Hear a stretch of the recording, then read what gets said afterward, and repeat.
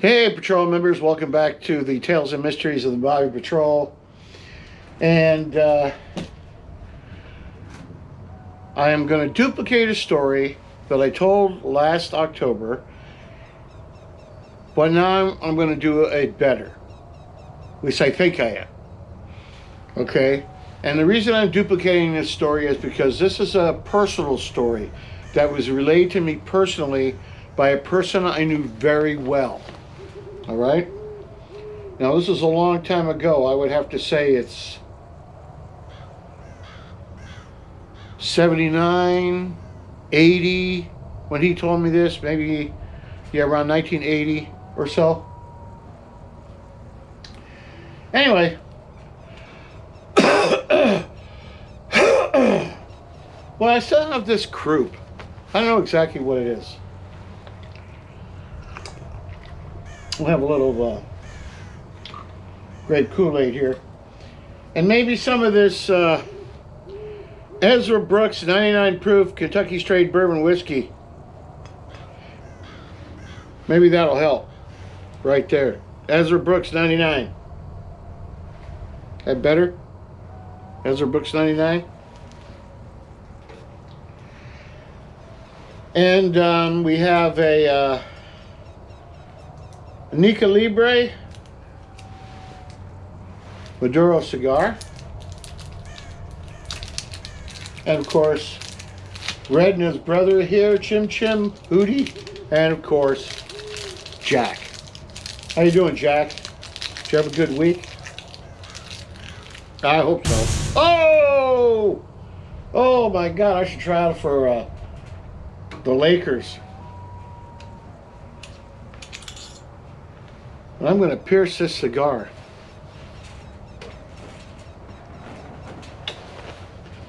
We have a huge change in the weather coming.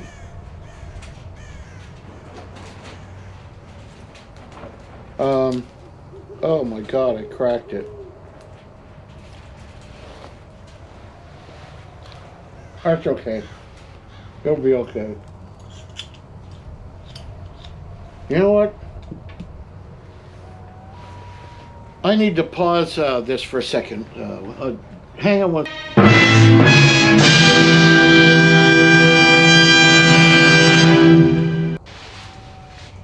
I'm back. Sorry.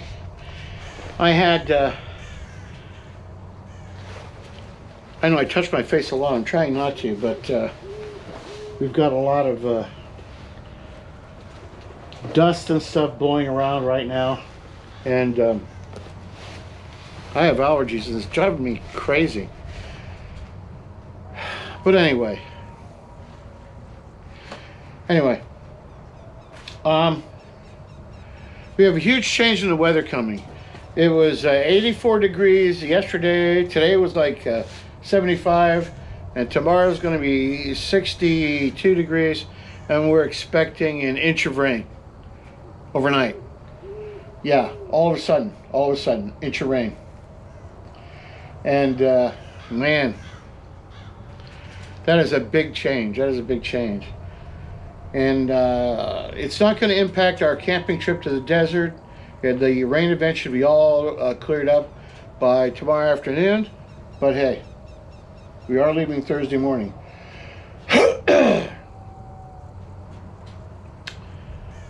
So I have to come up with 2 videos, one for Wednesday and one for Saturday. I don't know which one this is going to be, so I apologize. Anyway, I would just like to help you out.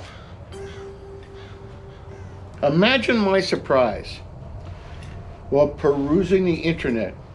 I found that you can buy match safes in the 21st century. I was totally surprised. Matches, striker.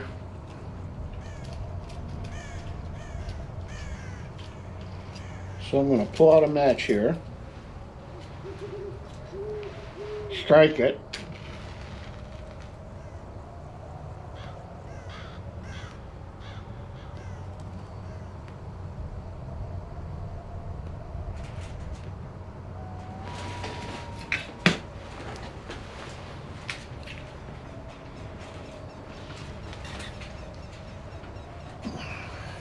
I've got my ape ashtray back because my other ashtray, the one with the skull and the hawk on top, or hawk, raven, was it was melting.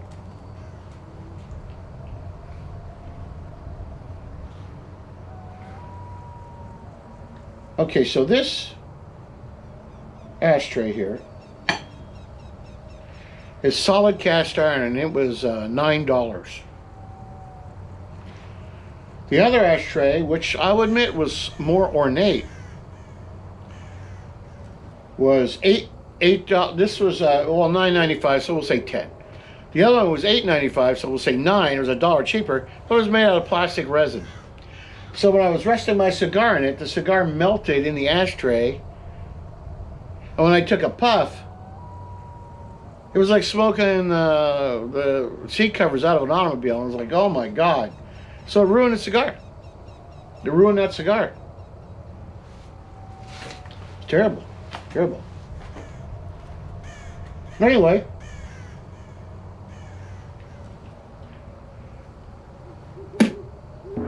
This Nica Libre is a really fine cigar.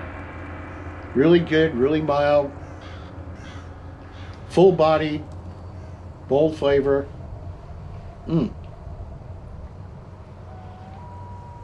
Check this out. When you put your cigar in the ashtray, smoke comes out the monkey's nose. I think that's cool.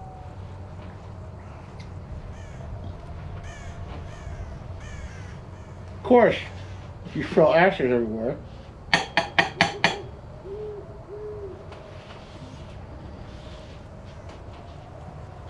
I should have emptied it, but I didn't. So on with our story. Well, about 40-something years ago, I was working at a refinery here, a metal refinery. And I'm not going to say which one, because I don't know if this gentleman is still alive, or even the other gentleman who was in the room with me and listened to his story. But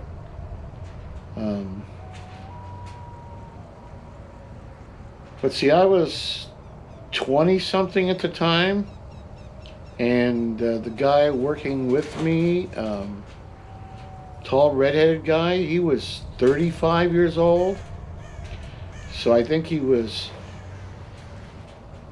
14, 15 years older than me. 15 years.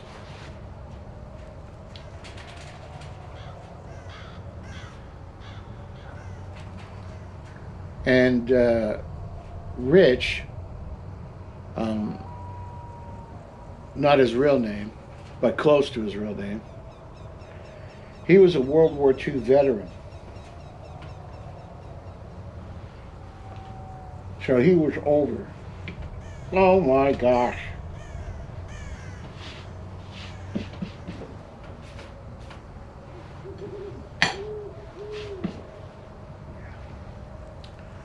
Anyway, he and his wife had always dreamed of retiring comfortably. Now, this guy was a hard worker. Rich was a hard worker. And make no mistake about it, this guy was not given the flights of fancy, didn't watch science fiction movies, thought that was all nonsense. I mean, he believed in science, but he thought, I mean, if you were to mention Bigfoot, the Loch Ness Monster, flying saucers, ghosts, he'd look at you and tell you what a stupid SOB you were, in not so many words, well, in that exact language. You know, you're a stupid effing SOB if you believe S like that. When he meant it. No nonsense. Meat and potatoes type guy. Family man, he had I think he had 2 daughters. Hard worker. Anyway, he had bought a plot of land in 29 Palms, and this plot of land was on a cul-de-sac with about 4 or 5 other plots. And at the end of that plot, on the northeast side, he was building a house, like a 1,950 square foot ranch style house, kind of a mid-century modern style. And there were only 2 other people on the block who had homes there. And his plan was, you know, this is the type of guy he was. He was going to make his home nicer than anybody else's home. So when I first met him, 2 or 3 years before, when I first started working there, I already knew that he had started building the house. He had poured the foundation, and over the next 2 or 3 years, he was building the house, and he was building the house mainly by himself. Oh, he had an electrician come in and do the electrical. He had a plumber come in, but they did the rough electrical and rough plumbing, a lot of rough framing, but he did all the finish work himself. I mean, we're maintenance guys at this big factory. That's our job, was to maintain that stuff. And he was good at his job. I had a lot of respect for this guy. So you can imagine that my other worker, Jim, the red-haired guy, not his real name, but close, we were kind of excited when he told us that in the coming year he was going to retire, and he and his wife were going to move out to their property in 29 Palms and set up housekeeping.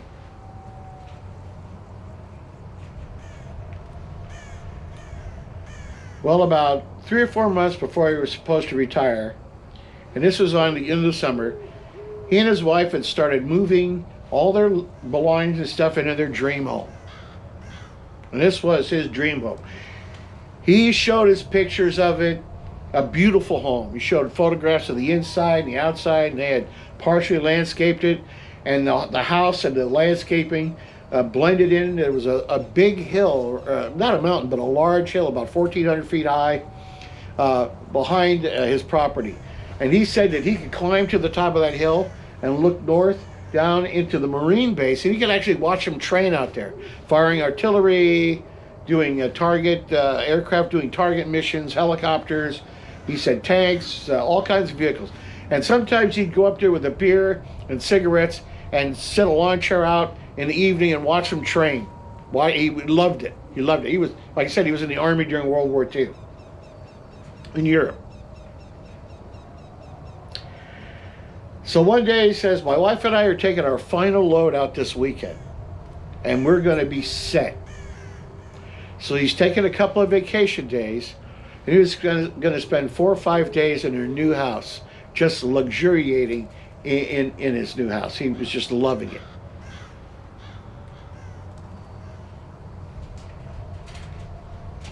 Well, little did we know at the time that things were going to make a turn for the worse. But before we talk about Rich's problem, let's talk about Ezra Brooks 99 Proof, Kentucky Straight Bourbon Whiskey.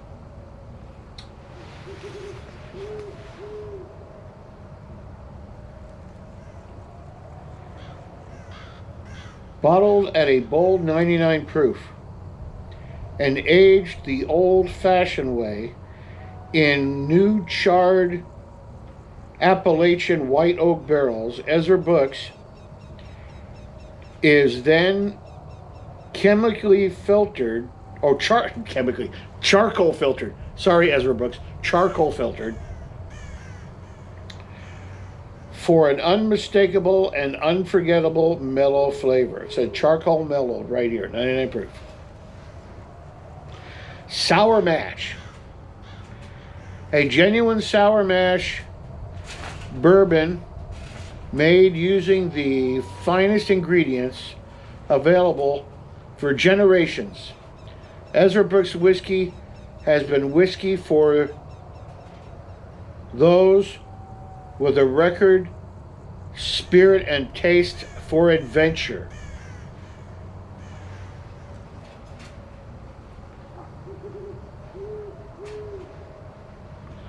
Lux Road Distillers, right here.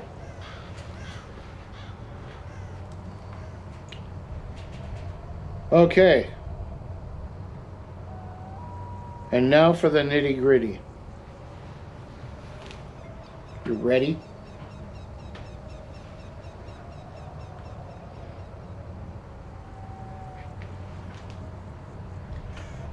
According to the Surgeon General, you know what I mean, women who are pregnant should not drink alcoholic beverages because of a risk of, let's all say it together, birth defects. Oh, no, we don't want that. Consumption of alcoholic beverages impairs your ability to drive a car or operate machinery. No, no, no, no, no. We don't want this to happen. We don't want this to happen. And may cause health problems. Oh, no, no, no. I don't want health problems like that. No, God forbid, God forbid. Drink responsibly. Responsibly. Get it? Drink responsibly. All right.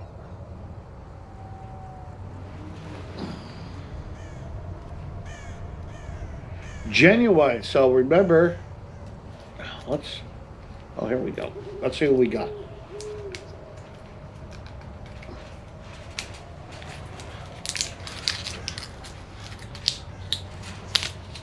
Oh, it's a cork.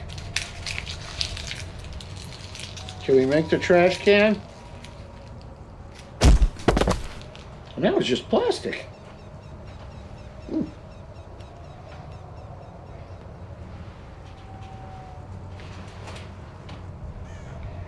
Let's pop this cork. Okay, ready? Ready? Nice pop. That was a nice pop.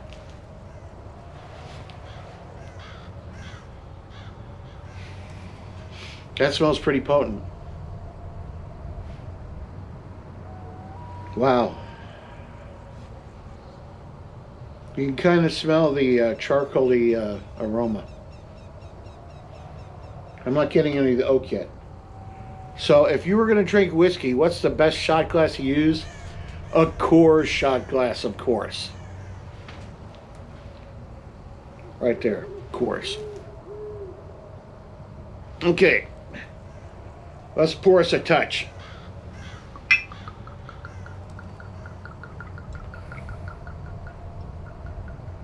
All right. Woo. Sorry, whiskey. Okay.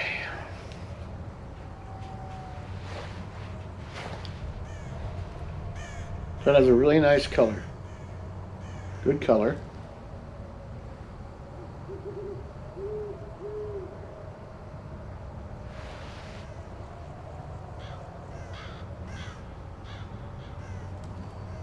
Okay, bottoms up.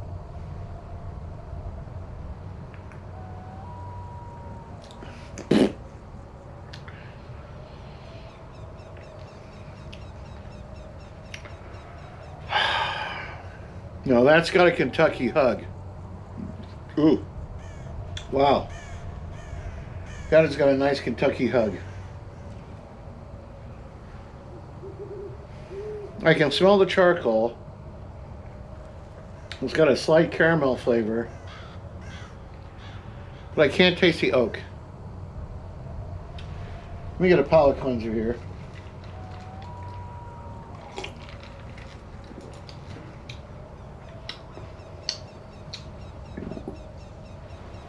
Pardon me. My wife watches a YouTuber that if they sneeze or burp or anything happens in their video, they edit it all out. Considering most of my viewers most likely are probably men, come on, guys. Right? If you're sitting around playing poker or pinochle or canasta or whatever you play, if you're doing Skittles, if you're bowling, if you're playing pool or snooker or whatever, and somebody breaks wind or belches, do you guys edit it out? Hold it, cut. Hey guys. Okay. Action. Not doing it. Anyway. Here's looking at you.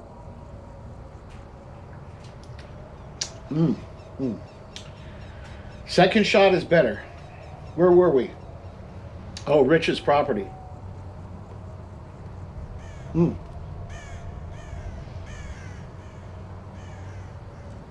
So four days go by, and Jim and I are working, and we show up for work, and there's Rich, right? And we say, hey man, how did it go? How was first 3 or 4 days in your new house? It's like, I don't want to talk about it. So Jim goes, oh man, did something go wrong, man? He was a biker, kind of a laid-back dude. Oh man, did something go wrong? Is something wrong with your house, dude? Can we help? And he's like, no, nothing's wrong with the house, man. I just don't want to talk about it. So he was the type of guy, if he said he didn't want to talk about it, you don't push him. So we worked all that day, came in the next day. He seemed to be close to his old self. Third day, we're back at work, and we're on first break. See, there were a couple other people worked there, so you had to stagger the break times. You had first and second break, first and second lunch, first and second break at the end of the day. First break was 20 minutes because a lot of people would eat during the first break. The second break was lunch was a half hour. Third break was 10 minutes. You just sit. Oh, I'm gonna sit around.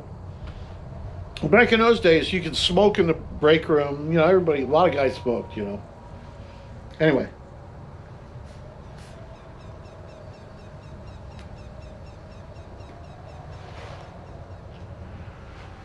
So we're in the break room on the third day, first break. Tim and I are, I'm having a sandwich, and Tim's just sitting there having a cup of coffee. We had a coffee machine. You remember this? I don't know if you have them every place. We had a coffee machine that had poker cups. So it was 10 cents for a cup of coffee and had a deck of cards on it, and your fifth card was on the bottom. So you didn't see what it was. And so you'd set the cups down, everybody bet a quarter, and whoever had the high hand would win 75 cents, right? But anyway, I was digressing. That was fun. That was fun times. But anyway, all right, I told you his name's but I'm going to keep saying Rich. Rich was sitting there, and Jim goes, hey, Rich, you want to bet a quarter? And he says, nah. And that was totally unlike him. And I said, hey, man, what's wrong? What happened at the house? You can tell us. And he looks around, and we were the only people in the break room at the time. And he's like, I'll tell you what happened. But you have to swear to me right here. You're never going to tell another living soul. So Jim and I look at each other, Sure, man. What happened? Well, he said, I used to give you guys a hard time every time someone would talk about, crazy shit like flying saucers. I said, yeah, man. He says, well, the missus and I, we got there in the morning and we moved everything inside. We were going to have a great time, So I had a fire pit on the patio, and we're sitting around outside having a fire pit in the late evening. I think by this time it was this time of year. It was just starting to cool down. Enjoyable to be out in the evening, you know, not hot. So we're sitting around the fire pit, and my wife says, I'm going to go in and cook dinner. Okay? And Rich said, okay, you go on in, I'll be in a minute, right? So he's sitting out on the side yard, watching the fire die, smoking a cigarette, and having a beer. And his wife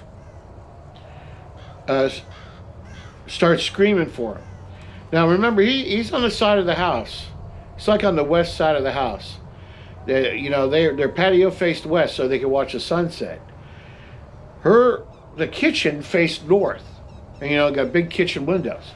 So he runs in the house like, "What's wrong? What's wrong?" And she points out the window, and there, not 100 feet away from him, he said, was a huge copper disc. He said it was like 60 feet wide and about 20 foot thick in the center, and had a red light on the top and the bottom that was glowing. And he said he almost had a heart attack.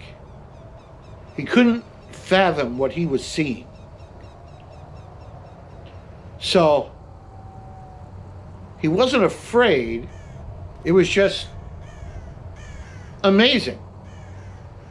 So he goes out the back door into the backyard, and he starts walking towards it. And his wife's telling him, "Rich, come back, come back, come back." But now he said, "I'm just going to check it. I'll be fine. I'll be fine." And as he approaches it, he notices it's making a weird, not a grinding noise, but a mechanical noise. Almost like he said a truck transmission. And he got to within 50 feet of it, and he said it was huge. He's looking up at it. And when he got to about that halfway mark, it started to drift away from him. And it drifted towards the hill and started to float up to the top of the hill. Well, he took off after it, saying, "I should have gone in the house and got my camera, but I didn't think of it." It's moving faster than he is, of course, and he's got to climb like 11, he's got to climb to the top of this hill. And it's not a hard climb. It's not a really steep slope, but he's going up as fast as he can. And it reaches the top, and it sits there for a minute. That allows him to get closer, and he gets within another 100 feet, and it moves away from him, slips over, and descends on the other side of the hill. So he gets up to the top of the hill. Now the sun is going down. There's long shadows being cast on the valley below, where normally he watches the Marines. And he watches it float silently down the side of the slope. And now it's quite a ways away from him. Several hundred yards, if not 1,000 yards away.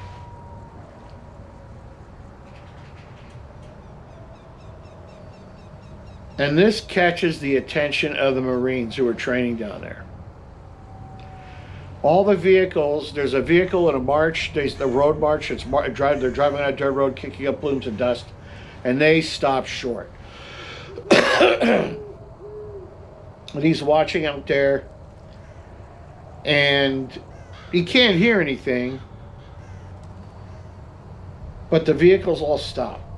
And the object is moving perpendicular to them, and it slows down and tilts and starts drifting towards them.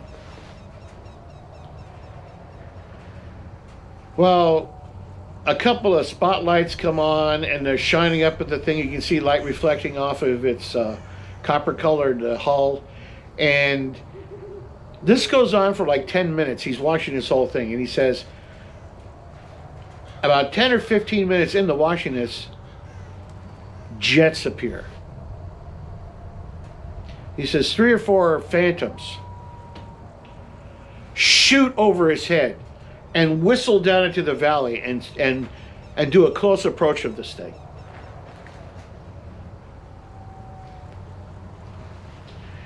They break off 2 by 2 and they come around again and they do another approach, one at a time.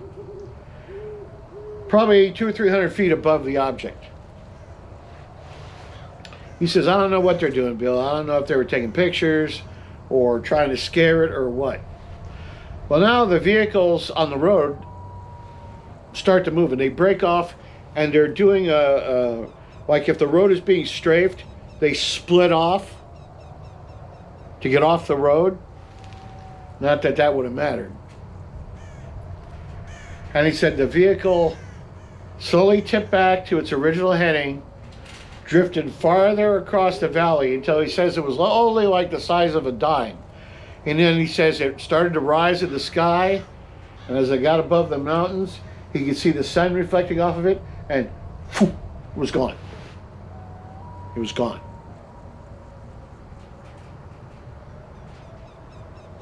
And he said, I just sat there on the ground staring at that. And then he thought to himself, holy S, I was so lucky to see something like this.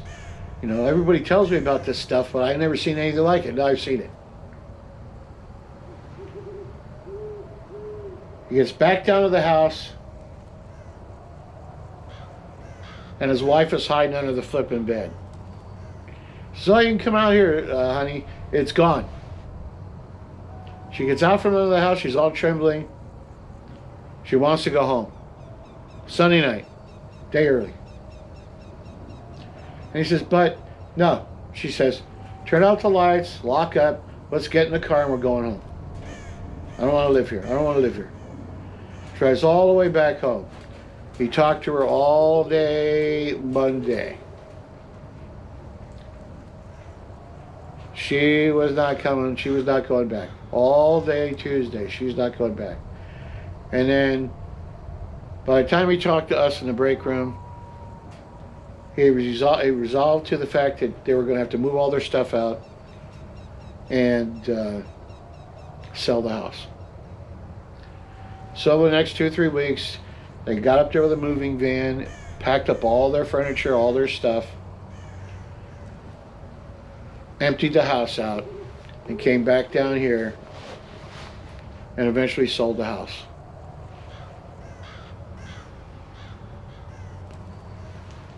And he did not retire. I worked there another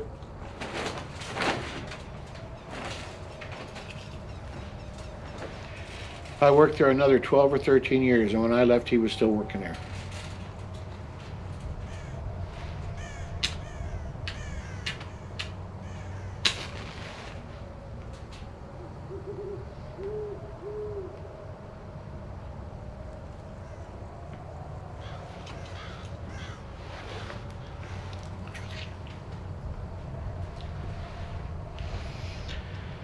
And we never talked about it again.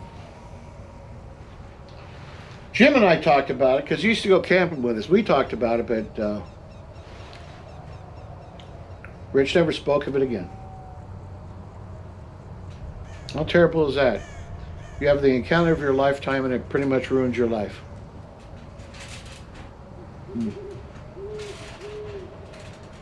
Anyway, that's my story of the 29 Palms UFO.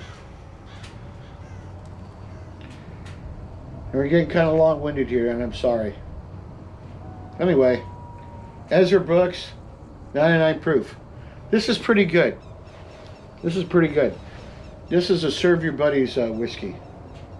You know, it's not so smooth that you can easily be caught unawares by its potency, but it's not harsh, so it's easy to drink. This would probably be good with a whiskey and soda. Playing cards, you know, that type of thing.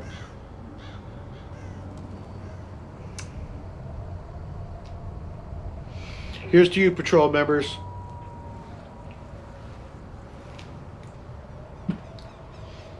Well, I hope you enjoyed my story about Rich's flying saucer encounter. did not end well for him, and I'm really sorry about that because he was a really nice guy and I liked him a lot. And of course, if he were still alive today, he'd have to be in his late 90s. And Jim, of course, would probably be in his 80s, you know. But anyway, I haven't seen either of them in a long, long time, and I kind of regret that. But anyhow, thanks for joining me here today. I hope you enjoyed the story. Um, like and subscribe, leave a comment, share it with your friends. Leave a comment about the incident down below. If you were ever stationed at 29 Palms around that time and you heard about this incident, leave me a message or a comment. Be interesting to know. And once again, thanks for watching, and later, Mater.